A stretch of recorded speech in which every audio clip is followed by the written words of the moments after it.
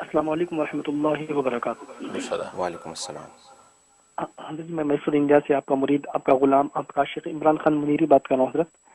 ماشاء اللہ حضرت جی، اللہ تعالیٰ کو بے انتہا جزائے خیر دے، آپ کی خدمات کو بے انتہا قبول فرمائے۔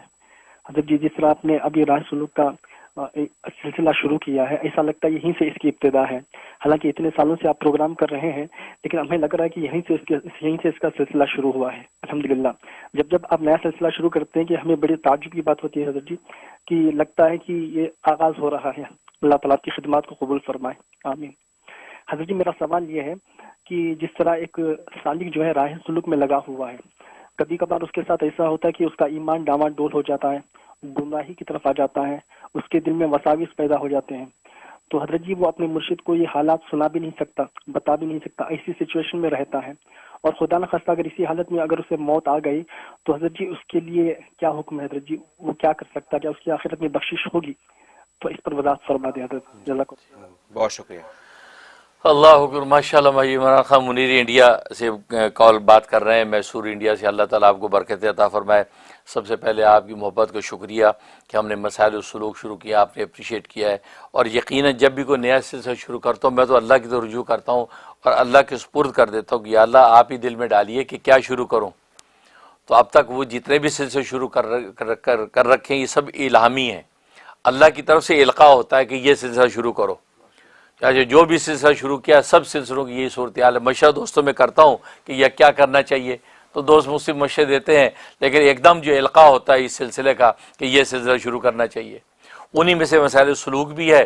تو ایک عرصے سے تلاش میں تھا کہ اس میں کوئی ایسا سلسلہ جو ہے وہ سلسلہ شروع کیا جب مسلسل، تاکہ لوگوں کو روحانی اور جو ہے وہ علمی نفع پہنچے۔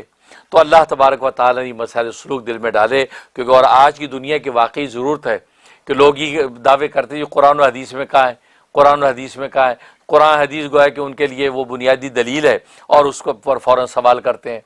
تو اس لیے اللہ تبارک و تعالیٰ نے ہو سکتا ہے وقت کی ضرورت کے تحت یہ دل میں ڈالا اور یہ مسائل سلوک کا سلسلہ میں نے شروع کیا ہے، اور یہ سورہ فاتحہ جو ہے اس سے بسم اللہ کی ہے۔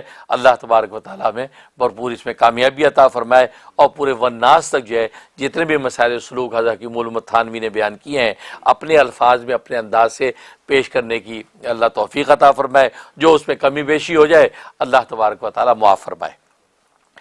اور باقی آپ نے جو سوال کیا ہے کہ راہ سلوک کے اندر سالک اگر جو ہے وساوس میں مبتلا ہو جائے تو اس کا کیا کیا جائے، اور شیخ کو بھی اس کو بیان نہیں کر سکتا، گمراہی کی صورتحال پیدا ہو رہی ہے تو کیا کیا جائے، اس حال میں موت آ گئی تو کیا ہوگا؟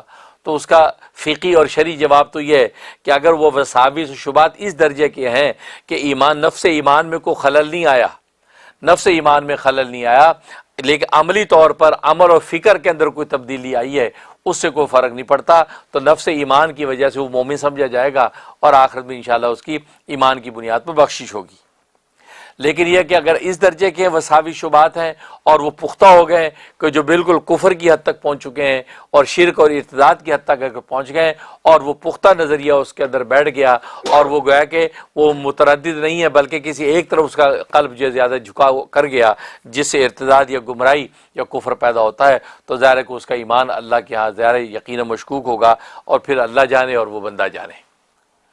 اس لیے علماء نے لکھا ہے کہ اس سلسلے میں عام طور پہ سالک کو چاہیے ایک نماز، جس کو نماز جو سلامت ایمان کہتے ہیں، سلامت ایمان کی نماز پڑھتے رہنا چاہیے، اور جو اس کا اہتمام کرتا ہے اللہ تبارک و تعالیٰ اس کو فکری اور نظریاتی طور پر بھی وساوس و شبہات اور گمراہی سے محفوظ رکھتے ہیں۔ اور جیسے ابھی میں نے بتایا مقام تلوین، کسی بھی قسم کے مقام تلوین کے اندر جو ہے وہ غرق ہو جانے سے بھی اس کو بچاتے ہیں۔ اور وہ نماز یہ ہے کہ دو رکعت نفل پڑھنی ہے سلامتی ایمان کی نیت سے، اور ہر رکعت میں فاتحہ کے بعد 10 مرتبہ سورۃ اخلاص پڑھنی ہے، قل هو اللہ۔